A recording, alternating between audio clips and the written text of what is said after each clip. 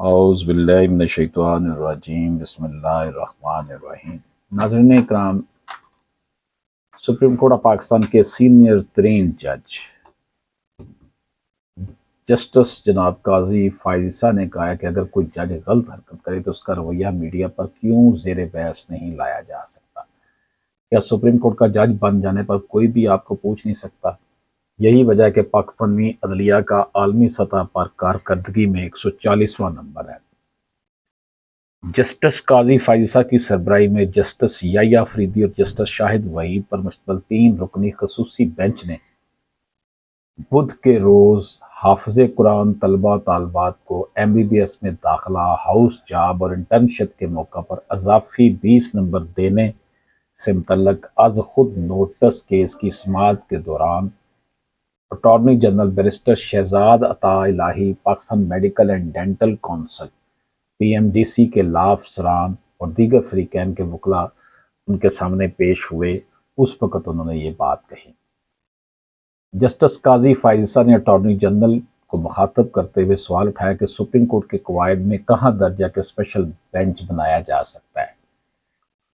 उन्होंने जजों के एहतसाब और मीडिया में जजों के कंडक्ट से मुतल्लिक़ गुफ्तगू पर पाबंदी के हवाले से पैमरा के नोटिफिकेशन के इजरा पर भी सवाल उठाते हुए ऑब्जर्वेशन दी कि क्या पार्लियामेंट का एहतसाब नहीं होता, क्या जज काबिल एहतसाब नहीं है।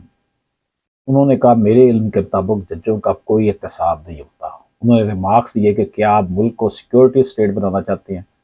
उन्होंने सवाल उठाया कि अगर मैं बतौर जज कोई गलत बात करूं तो मेरा कंडक्ट मीडिया में क्यों ज़ेर बहस नहीं आ सकता। उन्होंने ज़ेर गौर मुकदमा के लिए खसूसी बेंच की तश्कील और तरतीब पर भी सवालात उठाते हुए कहा कि सुप्रीम कोर्ट का रेगुलर बेंच इस तरह के मुकदमात की समाअत क्यों नहीं कर सकता है। ये इतना भी क्या ज़रूरी मामला था कि लार्जर बेंच या 3 रुकनी फुल कोर्ट की बजाय इसकी समाअत के लिए खसूसी बेंच तश्कील दिया गया। उन्होंने अटॉर्नी जनरल से इस्तफसार किया कि क्या खसूसी बेंच बनाए जाने चाहिए, हाँ या ना में जवाब दें, जिस पर उन्होंने मौक़िफ़ अपनाया कि अगर अदालत इस मामले पर मुझे बाज़ाब्ता नोटिस जारी करेगी तो जवाब दे दूंगा। ताहम सुप्रीम कोर्ट का काम करने का तरीक़ाकार मेरे लिए एक मामला है जो मेरी समझ से बालातार है।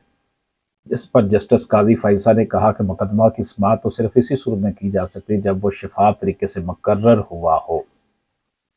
शफाफ तरीक़ाकार से मुकर्रर न होने वाले मुकदमात के फैसलों पर भी सवाल उठते हैं। इस तरीक़ाकार की बिना पर मैं ये केस नहीं सुन सकता। दौरान समाअत PMDC के लॉ अफसरान ने मौक़िफ़ इख्तियार किया कि ज़रूरी नहीं कि हर चीज़ क़वायद या आइन में दर्ज हो।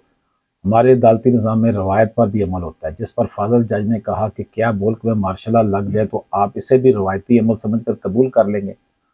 उन्होंने बेंच की कंपोजिशन पर सवाल उठाते हुए रिमार्क्स दिए कि जो कुछ आइन और कानून में दर्ज हो इसी पर ही अमल करना होता है। 3 मुख्तलिफ रेगुलर बेंचों में मुतय्यन 3 जजों को इकट्ठा करके इस खसूसी बेंच में बिठा दिया गया है।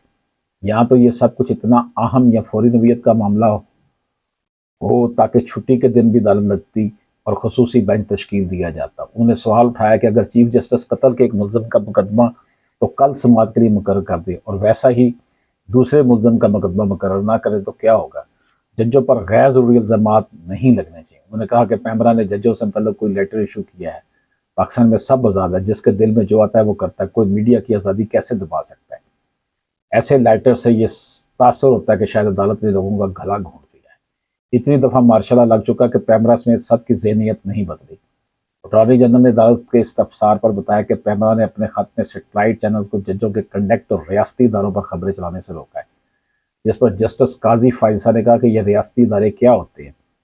सुप्रीम कोर्ट रियासती इदारा नहीं, आइनी रेगुलेटरी बॉडी है।